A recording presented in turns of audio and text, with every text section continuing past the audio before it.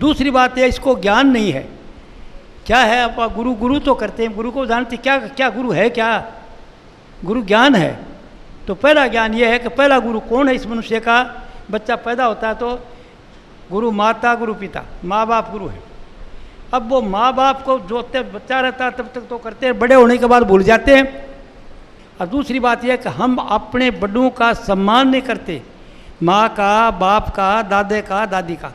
तो बड़े का जो सम्मान जो करते हैं वो क्या कहते हैं, बाअदब बानसीब, बेअदब बेनसीब। सम्मान करता है वो धनवान बनता है, क्योंकि आशीर्वाद मिलते हैं। समझे ना बात। तो पहला सम्मान तो घर में ही करो। आप सब सज्जन आदमी हो तो कितने के जो आपके माँ बाप को सुबह के टाइम पर चरण स्पर्श, माँ बाप तो सबके हैं, तो जब तक माँ बाप जिंदे हैं चरण स्पर्श करो, उनसे आशीर्वाद लो। पहला गुरु यही है।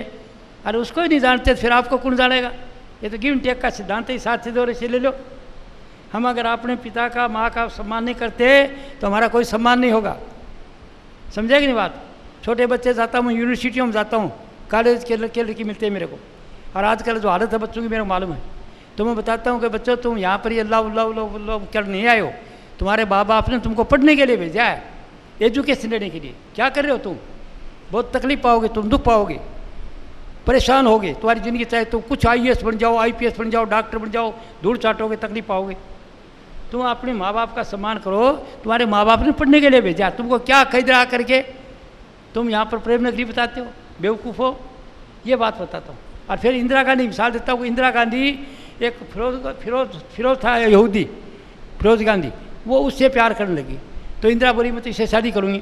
नेहरू जी कहने क्या, ये बेटी क्यों बदनाम मेरे को करी है, मैं पंडित हूँ और पंडित की लड़की है, तू क्यों जा रही है। वो यहूदी वह मांस दारू सब कुछ करते खाते हैं।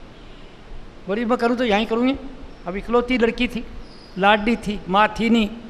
पंडित जी बहुत दुखी थे। तो गांधी जी जो थे राजनीति में इकट्ठे थे, महात्मा गांधी बोला भाई सुन, तेरे नाम से चलता ना। बोले हाँ। बोले तू छोड़, इसको मेरे गोत्र में मिला दे, या इंदिरा गांधी और ये फिरोज गांधी मैं कर देता हूँ। पॉलिसी मैटर से शादी तो कर दी भाई तरीके से, और फिर पूरी जिंदगी दुख पाई। थोड़े से दिनों के बाद वही फिरोज गांधी उसके खिलाफ अखबारों में निकालता, ये बड़े बुरे बुरे शब्द निकालता रहा पूरी उम्र।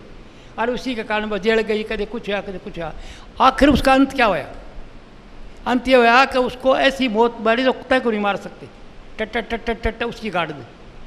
इसलिए बच्चों को यह बात बताता हूँ यूनिवर्सिटी में कि तुम माँ बाप को छोड़ के रहे, तुम उसको पाया है, पढ़ाते हैं, तुम उनकी बात नहीं मानते हो। वो किसी लड़की है, लड़की किसी की है, लड़का किसी का है, जातीय संस्कार नहीं मिलते। तो बच्चों को ये संस्कार देता हूँ, ये वजन नहीं बताता हूँ। और तुम चरित्र को ठीक रखो। ब्रह्मचार्य तुम्हारा जीवन है तो ब्रह्मचार्य का पालन करो। यानी मुझे जैसा आदमी आता है वैसी शिक्षा देता हूँ। और दूसरा, जो बच्चे हैं अपने बच्चों को शिक्षा दो, आप गुरु हो। और इस ज़माने पर बड़ी भारी हेरा फेरी चल रही है बच्चे, तो बच्चों को नज़र रखो कि संगति जब बच्चे करते हैं बता दो बेटा इस बात को मंजूर नहीं करूँगा मैं। बच्चे को शुरू से बता दो ताकि बच्चे को समझ आ जाए कि मैं नहीं करूँगा। अभी आप खुश हो रहे हो जी, ऐसे ही हो रहा है। ये तो वेस्टर्न कंट्री पैटर्न है, इंग्लैंड वगैरह उन देशों का है। इन अंग्रेजों के लिए कोई जाति ने ब्याह शादी करा, लड़की 2 साल एक के पास रही, 6 महीना दूसरे के साथ रही, तीसरे के साथ रही, 500 साथ कितनी शादी कर लो, उनको कोई परवाह नहीं।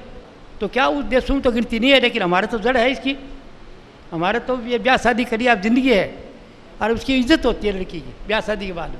उसके बेटे करते हैं, पोते करते हैं, दूसरे करते हैं। और वो उन देशों का कोई इज्जत बात ही को नहीं। 50-60 साल का हो गया, ज़्यादा बीमार है, हॉस्पिटल में चले जाओ, नर्स वगैरह दवाई देते हैं, पड़ा रहता 4 भाई, कोई बाल बच्चे नज़दीक को नहीं आते हॉस्पिटल के। तो हमारा कल्चर वो नहीं है। भारतीय कल्चर अलग है। भारतीय कल्चर के अंदर पहले गुरु माता गुरु पिता। तो माँ बाप की आज्ञा जो बच्चा नहीं मानेगा अंत में दुखी होता है, कोई भी होता है। तो पहला काम ये है, तो अपने बच्चों को शिक्षा दो। चाचो जी आगे चरण स्पर्श करो, आशीर्वाद लो, दादो जी आगे आशीर्वाद दो, ये लो, और फिर बच्चों को शिक्षा दो ताकि लाभ रहेगा, वो बच्चे अच्छे रहेंगे।